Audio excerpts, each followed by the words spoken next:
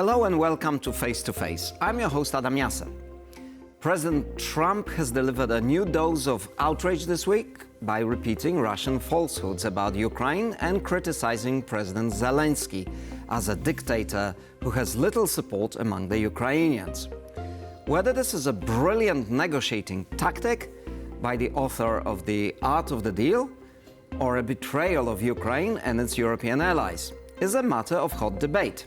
And today we will try to make a contribution to this debate with Michał Broniatowski, editor-in-chief of TVP World. Michał, welcome and good luck with interpreting this situation. Thank you. I will do my best. So, why is Trump saying all these things? You may ask, of course, the first person to ask may be a psychiatrist who would... Oops, careful. I am very careful, because it may be a result of a rage, an apparent refusal on the part of Zelenskyy to cooperate with Trump in his quest to immediate ceasefire on the front. It all started when U.S.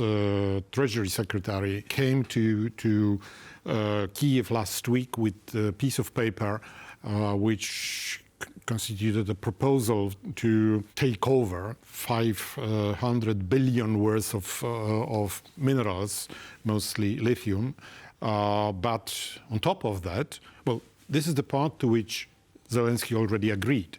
But on top of that came control of all logistics points, which is ports, transportation, and so on. Trump wanted to take it over. Plus, he didn't give any guarantees to security guarantees or defense guarantees for Ukraine for that. That's why Ukraine was forced to reject it, because even if they wanted to be able to buy American friendship with their resources, they couldn't do it because of the contents of this proposal.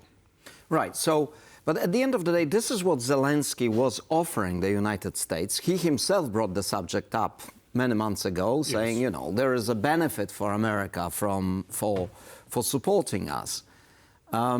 So is this still a negotiation over the terms of that and terms of the peace deal? Or is, as some commentators are saying, basically Trump aligning with Russia and not really caring about Ukraine anymore? I would say both. We know that his envoy to Ukraine, Mr. Kellogg, apparently brought a corrected version of this memorandum to sign between Ukraine and the US. We'll see. There was no press conference after the meeting of Kellogg and... Which paradoxically could show that the talks went well. Yeah, that they are moving on, perhaps. Well, hope it is not wishful thinking. But yes, they are talking. And, so you might think that this is all these statements on the part of Trump after Ukraine refused to sign and Zelenskyy refused to go to Saudi Arabia in order to avoid a possible meeting with Russian envoys there on talks with American delegation. So either it is just, that's why I'm saying that psychiatrists should tell us about the state of mind of Trump, who is just getting angry and reacts uncontrollably. Yeah, he seems, for someone who speaks his mind freely and offends everybody, he has a very thin skin. Exactly. It's probably always like that, The ruder you are, the thinner skin you have, probably. Yes. But, we are talking here about politics. Exactly. And let's leave it to doctors. But it's really interesting to answer the question whether it is some whims of Mr. Trump or is this his negotiating tactics. Mm-hmm. Perhaps it is, you start from this level, then you go back with the new proposal. But on the other hand, it may be more than negotiating tactics. It may be an element of a policy to destroy European unity, to drag Russia away from China. Don't forget. Yes, this is this is a comment I just read today from a prominent U.S. blogger who suggests that actually within the administration, U.S. administration, there are two schools of thoughts. There are the more traditional politicians, such as Marco Rubio, the Secretary of State, Mike Waltz, Kellogg, and others, who still see the old order that the United States created after the Second World War worth preserving with significant modifications, like, for example, Europe taking a much greater part in financing NATO, which is a legitimate concern. And that the other side is people like Trump himself, but also J.D. Vance, Elon Musk, who actually see this in terms of the big power play between big nations. A little bit like the concert of European powers in the 19th century, at the beginning of the 19th century, sort of conservative, anti-woke or anti-liberal. And in that frame of mind, Putin, China, and Trump may be actually seeing eye to eye on many things. But possible from ideological point of view, yes, but from military and geopolitical point of view, it's I think a bit different. And it's risky for the U.S. at the end of the day. It is, but don't forget that Russia at the moment is a junior client of a junior partner, or even a client of Vassal. Vassal. Not no? yet. Okay.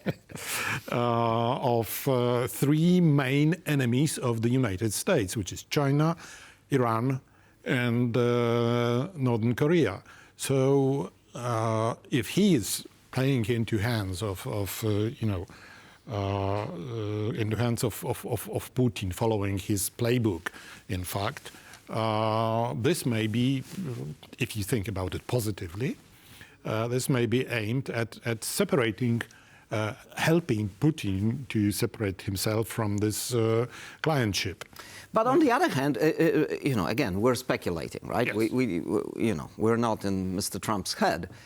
But it's also possible that he's not really that keen on a major confrontation with China, and that he wants a grand bargain that would involve Russia, China, forget Europe, forget Ukraine, forget all the other countries, and he wants peace with these three major powers, because in a sense you could argue that Trump acknowledges that the US may not be able to catch up with China in some areas, so he may want a deal. And he speaks about it. And if you look at the measures he took on China, there's practically nothing. Symbolic, in fact. Symbolic. While he's warning about 25% tariffs on steel and aluminum for Europe and the rest, and American countries from his hemisphere, he's at the same time imposing 10% on China. So perhaps, maybe, you are right. But, again, I would like to return to it, to maybe not through the eyes of psychiatrists, but the U-turn that U.S., at least in language, is taking is amazing, to the extent that, as we know, on Monday, the 24th, we will have third anniversary of the fully fledged war or Russian aggression, and the G7 countries were supposed to make a statement, usual joint statement condemning Russia. Trump or his diplomats refused to use the word Russia aggression. The language that Washington using is Ukrainian conflict. They refused to admit that it is the war which was started by Russia. Not right.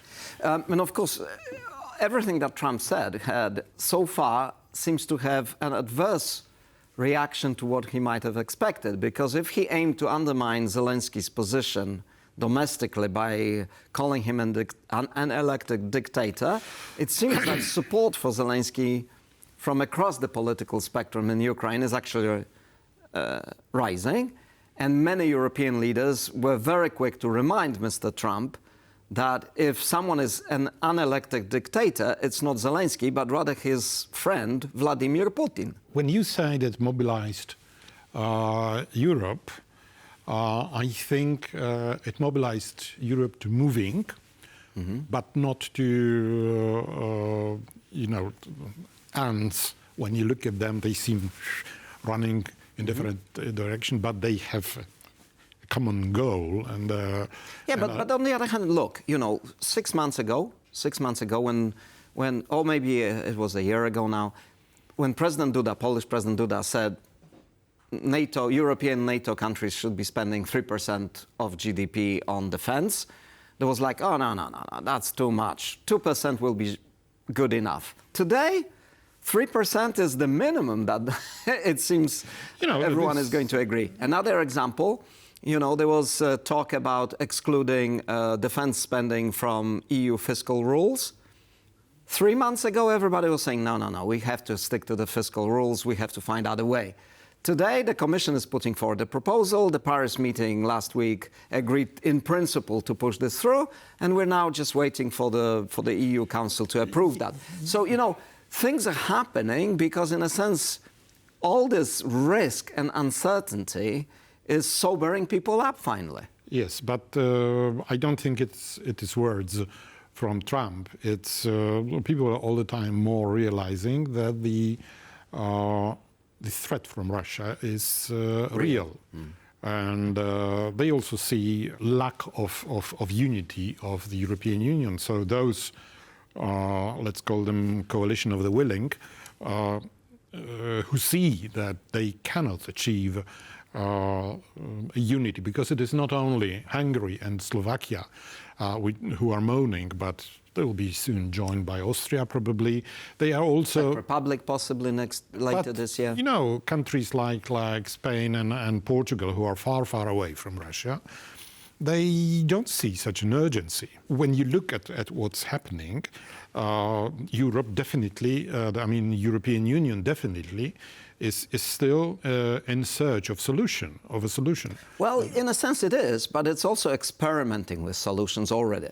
This is what I wanted to say, this about experimenting without European Union, because this experiment includes 2 conferences in Paris.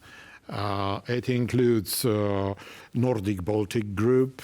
It includes Weimar Group. It includes Weimar Group Plus. Right, but in a sense it's natural, because if point 1 of your argument is that the EU is too divided and it has these spoilers such as Hungary and others, then you need to invent other formats. And one functioning format is, of course, NATO.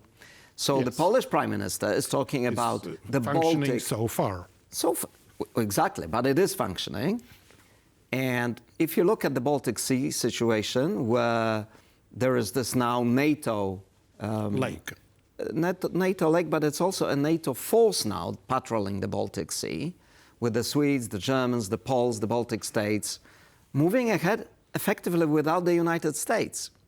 So they're, in a sense, showing that it's possible to have NATO activity, NATO deterrence, in one theater, potential theater of a confrontation with Russia, based on European forces. Absolutely agree. This is one of the defeats of Mr. Putin, because his aim at the beginning was to dismantle the unity of the West. And what he achieved so far, Sweden and Finland joining NATO, creating this new moving force on the Baltic, he's still having success with smaller Eastern European countries. But in general, total sum would be that he's losing.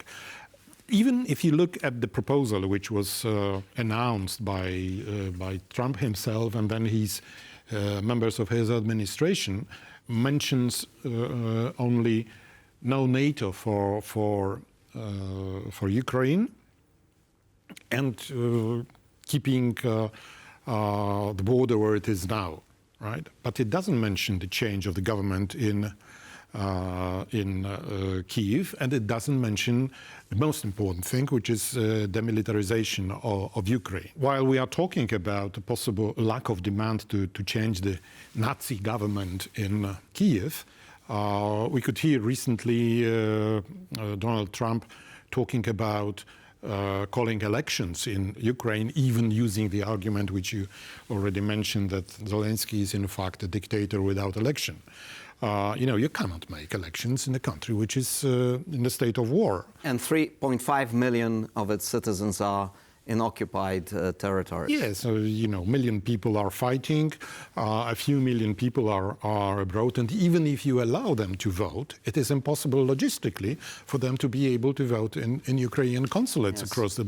It's very unfortunate this subject was brought into the public debate still in the previous administration by US Republican senators who out of the blue said, you should hold elections because... But this is the Russian playbook This again. is the Russian playbook.